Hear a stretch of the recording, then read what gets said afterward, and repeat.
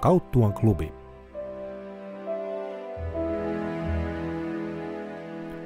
Kauttuan klubi on vuonna 1802 rakennettu kaunis kartanorakennus, joka sijaitsee Euran Kauttualla.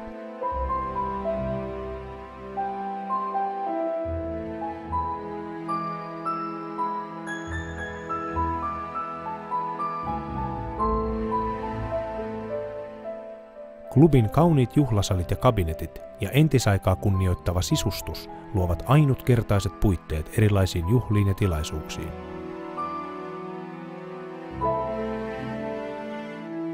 Idyllistä tunnelmaa eivät riko edes tarinat Salaneuvoksen ja Valkean neidon kummituksista, joiden kerrotaan edelleen liikkuvan kartanossa.